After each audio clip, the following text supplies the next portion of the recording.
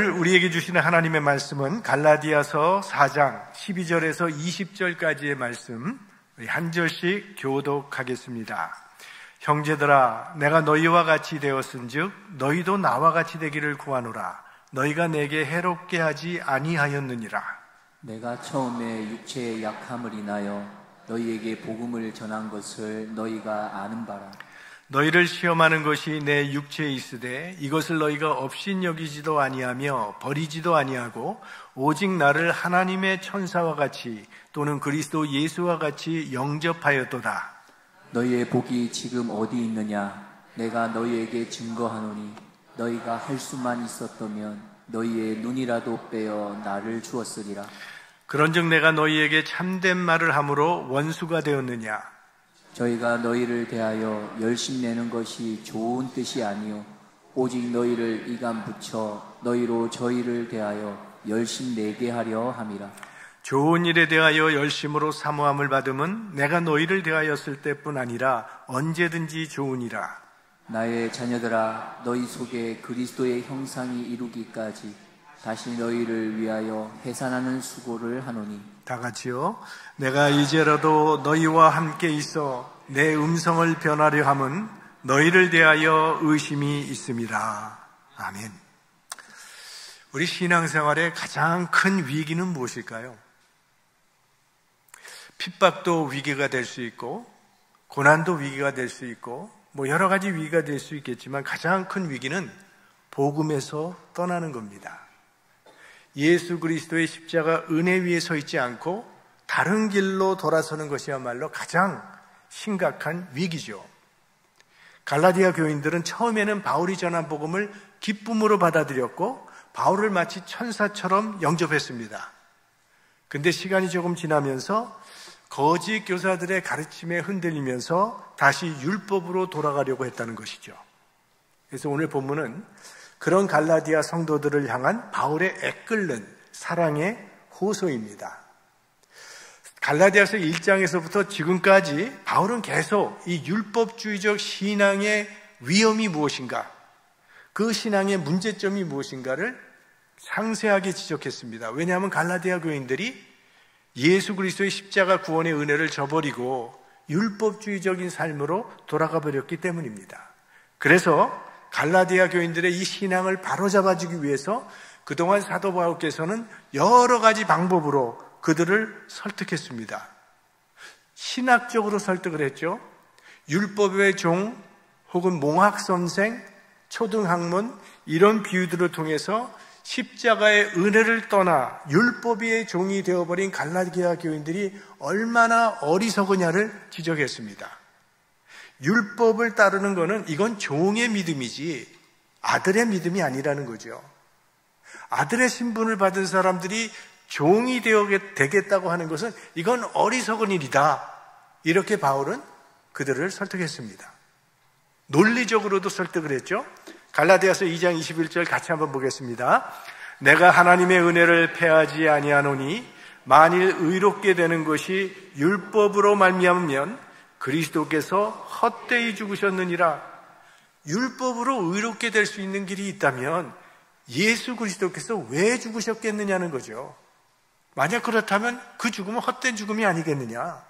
그 길밖에는 구원의 길이 없기 때문에 예수 그리스도께서 죽으신 것이라는 말씀이에요. 율법으로 인하여 의롭게 될 수 없고 오직 믿음으로 의롭게 되는 이 복음의 진리를 아주 논리적으로 제시를 했어요. 또 이성적으로 설득을 했습니다.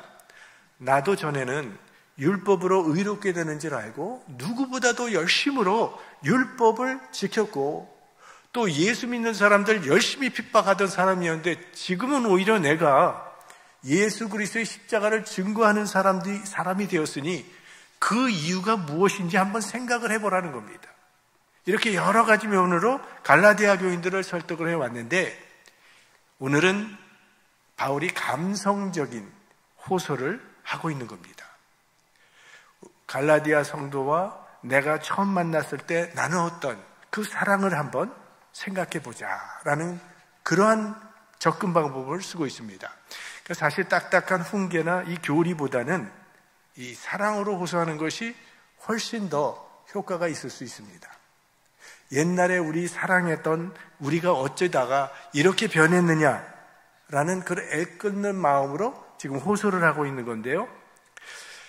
대처로 훈계보다는 이 사랑 또 감정에 호소하는 것이 효과적인 것은 우리가 생각을 해보면 어머니의 잔소리보다 어머니의 눈물이 훨씬 더 호소력이 있었다는 것을 우리는 기억할 겁니다. 제가 중고등부 학생을 가르치던 전도사 시절에 어디서 책을 읽고 그런 방법을 한번 써본 적이 있어요. 중고등부 학생 아이들이니까 예배 시간에 떠들기도 하고 장난도 치고 그러잖아요. 그래서 하도 말을 안 들으니까 어느 날 제가 몽둥이를 하나 준비해 왔어요. 그리고 너희들이 이렇게 말을 잘 안 듣고 장난치는 거는 이거 다 전도사가 잘못돼서 이런 거니까 너희들이 나를 때려라. 그리고 손바닥을 내밀었어요. 그랬더니요, 굉장히 숙연해지더라고요, 아이들이. 그리고 눈물을 흘리면서 뉘우치더라고요. 물론 그때뿐이었지만 그래도 그게 효과가 있었다는 거예요. 여하튼 이 눈물은 그래도 대단히 큰 호소력이 있습니다. 우리가 친구들과 논쟁을 할 때가 있잖아요. 그럼 이건 이렇고 저건 저렇기 때문에 네가 잘못된 것이라고 딱 말문을 막아버리면 그 친구가 그래 네 말이 맞다 내가 잘못했다 그러던가요? 절대 그렇게 안 합니다. 자존심이 상했는데 너나 잘하세요 이렇게 나오지. 그래서 전도할 때는 논쟁을 피하라고 하는 겁니다. 논쟁에서 이길 수 있지만 논쟁에 이겨도 영혼을 구원할 수는 없기 때문에 마음문이 닫히면 아무 소용이 없다는 거죠. 그러니까 문제는 마음이에요. 이 마음이 움직여야 하는데 그래서 지금 사도 바울이 마음의 호소를 하고 있는 겁니다. 12절 봅니다. 형제들아 내가 너희와 같이 되었은즉 너희도 나와 같이 되기를 구하노라. 너희가 내게 해롭게 하지 아니하였느니라. 지금 사도 바울께서 이 성도들을 어떻게 사랑했는지를 고백하고 있는 거예요. 그 내용은 내가 너희와 같이 되었다 이렇게 얘기했습니다. 내가 너희와 같이 되었다고 하는 이 말이 사실은 사랑의 내용과 사랑의 속성을 우리에게 가르쳐 주는 겁니다. 사랑이라고 하는 건 상대방과 같이 되는 거거든요. 자, 여기 유치원 학생이 어린아이가 있다고 한번 생각을 해보세요. 그 유치원 아이를 사랑하려면 나의 신분이나 나의 지식을 다 내려놓고 그 아이와 같아져야 되는 거예요. 그 아이의 눈높이에서 바라봐야 되고 그 아이가 사용하는 언어를 나도 사용하는 거죠. 그럴 때 사랑이 이루어질 수 있다는 거예요. 유치원생 앞에서 전지전능하시고 무소부지하신 하나님 이런 얘기를 하면은 그게 통하지 않는다는 거예요. 제가 예전에 벌써 얘기를 했잖아요. 나는 그런 얘기를 할 때마다 항상 제가 가르쳤던 어린아이들한테 제가 했던 첫 번째 설교 얘기했죠, 제가. 그 주일학교, 제가 있었을 땐 주일학교 어린아이들 오후 예배가 있었거든요. 오후 예배는 선생님들이 돌아가면서 전도사님이 설교하지 않고 선생님들이 돌아가면서 설교를 하는데 제가 설교를 했어요. 제 인생 처음 설교인데 그때 유년부 학생들한테 했던 설교 제목이 인생은 짧다. 이걸 했어요, 제가. 야고보서에 나오는 안개와 같이 지나가는 그 인생을 얘기했다고요. 그 아이의 수준에 맞춰야죠. 그래야 이게 통하는 게 아니겠습니까? 그러니까 가정에 어린아이가 하나 태어나면 언어부터 달라지잖아요. 식사합시다 이러나요? 맘마 먹자 이렇게 나가잖아요. 아버지는 방바닥을 기면서 등말을 태우고. 그러니까 완전히 어린이 세상이 돼버린 거죠. 그래야 사랑이 되는 거니까. 그래서 예수님께서 인간이 되신 거죠.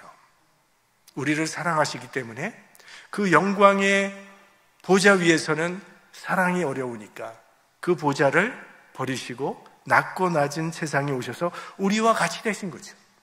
그걸 성육신 미니스트리라고 우리는 부르는 거죠. 지금 사도 바울도 그 얘기하는 거죠. 내가 너희와 같이 되었다고 그렇게 사랑을 고백합니다.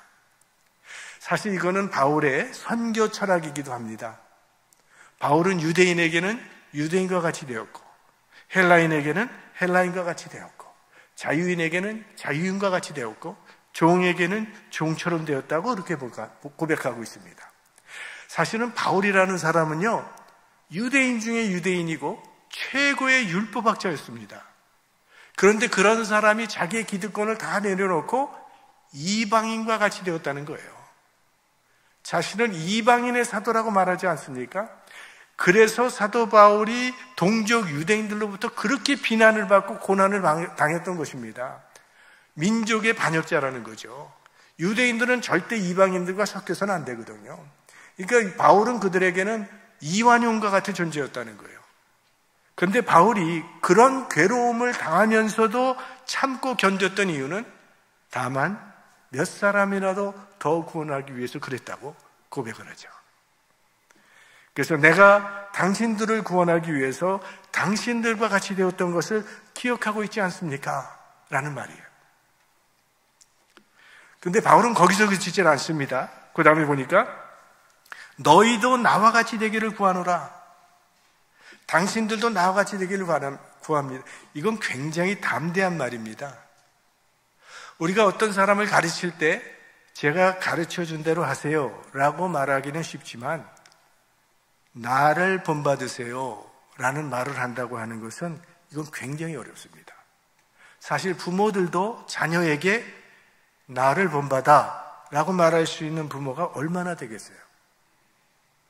근데 바울은 나처럼 되라고 말을 하고 있으니 이게 대단한 용기요, 자기 삶이 이 말을 뒷받침해 줄 수 있기 때문에 이렇게 하는 거 아니겠어요?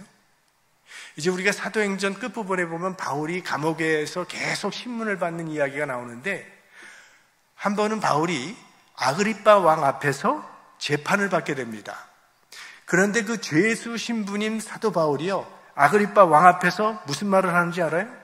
사도행전 26장 29절 보면 당신뿐 아니라 오늘 내 말을 듣는 모든 사람도 다 이렇게 결박한 것 외에는 나와 같이 되기를 하나님께 원하나이다. 아그리빠 왕이요, 내가 이렇게 쇠사슬에 묶인 것 외에는 당신도 나와 같이 되기를 원합니다. 바울은 누구에게나 나와 같이 되기를 원한다고 그렇게 권유를 했어요.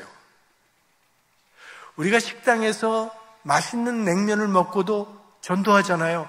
여러분 모란가 가보셨어요? 냉면 참 맛있어요. 맛있으니까, 나한테 좋으니까 내가 좋았던 것을 당신도 누려보기를 원하니까 그렇게 전도하는 거 아니에요.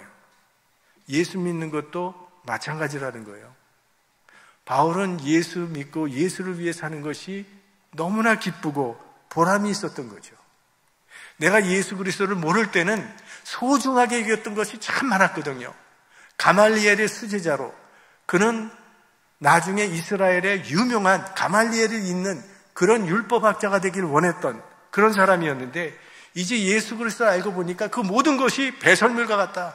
이건 아무것도 나한테 중요하지 않다라고 그렇게 고백하지 않습니까? 그리고 거기에 일절 후회가 없었어요. 그래서 만나는 사람마다 다 나와 같이 되라고 전도하며 살았던 거죠. 깡패 아버지가 자기는 깡패 짓을 하면서 아들에게 너는 착하게 살라고 한다면 그것이 무슨 효력이 있겠어요? 그 얘기를 하면 전 저 생각이 나요. 여러분 Godfather라고 하는, 대부라고 하는 영화 많이 보셨을 거예요. 거기 마피아 두목, 말론 브란도가 이제 두목으로 나와요. 근데 그 막내 아들, 알파치노가 그 막내 아들인데 막내 아들만은 자기 같은 마피아 세계에 발을 들이지 않기를 원했죠. 그리고 합법적으로 정치인이 되기를 원했어요. 그 아버지가 그렇게. 그래서 걔만은, 그 막내 아들만은 암흑세계에 물들지 않도록 여러 가지로 보호를 했는데 나중에 어떻게 됩니까? 결국 그 막내 아들이 아버지보다 더 잔인하고 냉혹한 마피아 두목이 된다는 그런 이야기잖아요. 니체는 이런 말을 했습니다. 나를 보고 예수 믿으라고 하기 전에 제자된 당신들이 먼저 더 좋은 표정과 더 좋은 노래를 부르도록 하시오. 당신에게 구원된 모습이 있어야 나도 예수 믿을 것 아니겠소. 이게 니체의 말이에요. 사람들이 우리들의 모습을 볼 때 예수 믿고 싶은 마음이 들도록 살아야 한다는 거죠. 그게 전도죠. 나와 같이 되십시오. 우리가 그렇게 말할 수 있도록 여러분의 삶 속에 예수 믿는 기쁨과 감격이 충만하시기를 축복합니다. 근데 바울만 갈라디아 교인들을 그렇게 사랑한 것이 아니라 갈라디아 교인들도 바울을 그렇게 사랑했다는 거예요. 자, 13절과 14절 같이 봅니다. 내가 처음에 육체의 약함을 인하여 너희에게 복음을 전한 것을 너희가 아는 바라. 너희를 시험하는 것이 내 육체에 있으되 이것을 너희가 업신여기지도 아니하며 버리지도 아니하고 오직 나를 하나님의 천사와 같이 또는 그리스도 예수와 같이 영접하였도다. 여기 육체의 약함을 인하여라고 나와 있잖아요. 바울이 고린도서에서는 육체의 가시 혹은 사탄의 가시라고 말하는 어떤 육체의 고통이 있었다고 그는 고백하고 있는데 이게 도대체 무엇이었을까? 이거에 대해서 이제 학자들은 여러 가지로 추정을 합니다. 어떤 사람은 이건 아주 심한 주기적인 두통이었을 것이다. 그 당시에는 약이 없었으니까 그런 심한 두통이 오면 그냥 참을 수밖에 없었거든요. 그래서 우리 사도행전에서 사도 바울이 아시아에서 전도하기를 원했는데 성령이 허락지를 않았다. 그래서 결국 마게도니아의 환상을 보고 그걸로 건너갔다는 얘기가 나오잖아요. 그러면 바울이 아시아에서 전도하기 원했는데 성령이 허락지 않았는데 어떤 방법으로 허락지를 않았느냐, 이런 생각들을 하게 되잖아요. 그런데 이런 얘기들을 합니다. 바울이 아시아로 전도하러 가려고만 하면 그냥 두통이 일어나는 거예요. 그래서 꼼짝을 못하고 며칠을 누워 있었습니다. 그러다가 또 나서 가려고 그러면 또 두통이 온다는 거예요. 그런 가운데서 마게도냐 사람의 환상을 봐서 갔다. 그러니까 이 심한 두통, 이것이 질병 때문에 못 가도록 한 것도 성령의 인도하심이었다. 이렇게 얘기하는 학자도 있습니다. 그런가 하면 그의 이 눈이 나빴기 때문에 이런 얘기를 한 것이다. 우리가 아는 바와 같이 사도 바울께서는 다메섹 도상에서 해보다 더 강력한 빛을 보고 눈이 잠시 멀었던 그런 경험이 있죠. 그때 눈에 큰 피해를 입었기 때문에 바울은 평생 안젤로, 눈이 나빠서 고생을 했습니다. 근데 그거는 팩트예요. 왜냐하면 그는 그래서 편지를 쓸 때마다 대피를 시켰거든요. 대피를 하게 했어요. 왜? 자기 눈이 나빠서 쓰기가 힘드니까. 그 대신 맨 마지막에 이건 바울의 편지라는 것을 인증하기 위해서 사인처럼 큰 글씨로 썼습니다. 이제 갈라디아서 맨 마지막 6장에 보면 이런 말씀이 나와요. 내 손으로 너희에게 이렇게 큰 글자로 쓴 것을 보라. 바울이 눈이 안 좋아서 제대로 쓸 수가 없어서 큰 글자로 내가 썼다는 걸 증거하기 위해서 이렇게 했다고, 그렇게 얘기를 하는 거예요. 그런가 하면 어떤 학자는 이게 간질병이었다고 얘기를 해요. 왜 그러냐면 오늘 아까 그 갈라디아서 14절에 보면 이런 얘기가 나와요. 너희를 시험하는 것이 내 육체에 있으되 이걸 업신여기지 않았다. 이렇게 나오거든요. 그러면 도대체 무엇이 사람들의 믿음을 시험할 만한 질병이냐 이거예요. 자, 머리가 아프다고 해서 제가 막 머리가 아파요. 여러분 그것 때문에 믿음의 시험에 들 만한 이유가 있을까요? 제가 눈이 안 좋아서 이렇게 안경 썼는데 제가 안경 썼다고 여러분 믿음의 시험 받아요? 그러나 간질병은 다르거든요. 바울이 이렇게 설교를 하다가 간질병이 발작을 해서 그냥 팍 쓰러져서 거품을 물고 막 정신을 잃어버렸다고 생각해 보세요. 이것은 믿음의 시험을 줄 만한 조건이 된다는 거예요. 아니, 예수 그리스도의 사도라면 환자들의 병을 고쳐주면서 능력을 행해서 당연해야 될 사람이 자기 병 하나도 제대로 보존을 못하니까 그건 믿음의 시험이 될 만한 것이죠. 더구나 그 당시에는요, 이 간질병을 마귀가 주는 병이라고 생각했기 때문입니다. 자, 그래서 바울은 그런 육체에 어떤 약함이 있었지만 그런 바울을 성도들이 업신여기지 않았다는 거예요. 천사처럼 영접을 해주었고 마치 예수님처럼 영접을 해주었다는 거죠.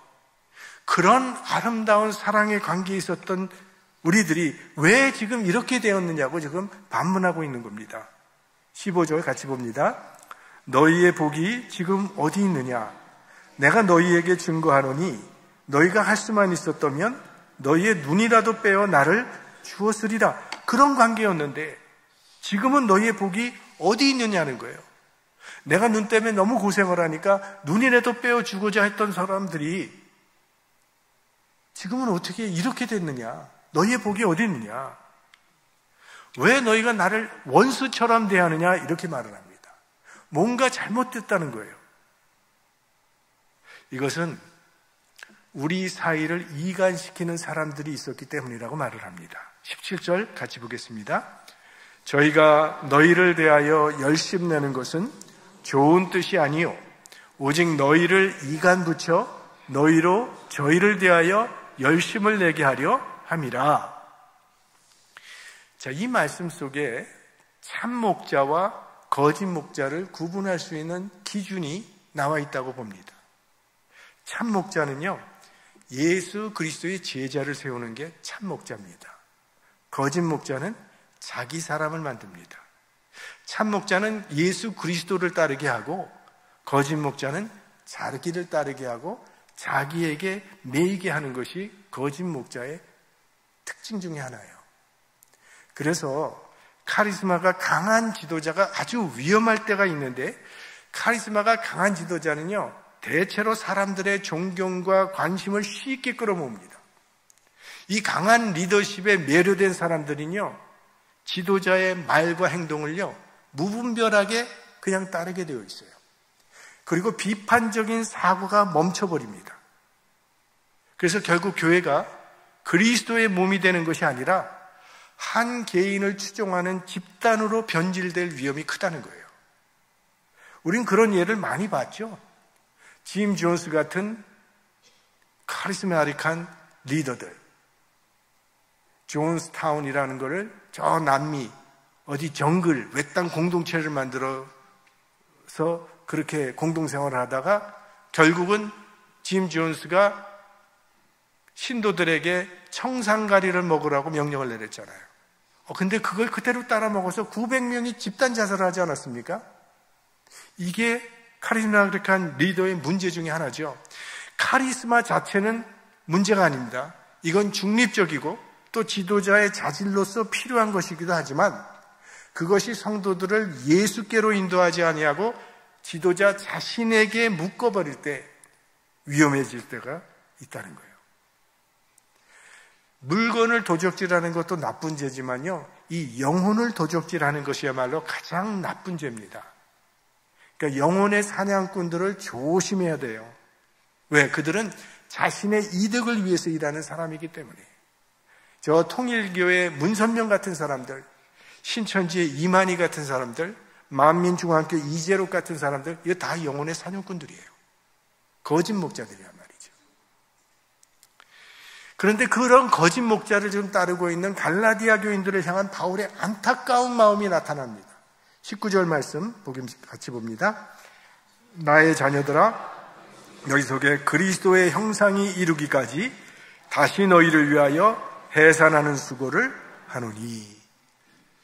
자, 너희를 위하여, 갈라디아 성도님들을 위해서 해산하는 수고를 하겠다, 이렇게 말합니다.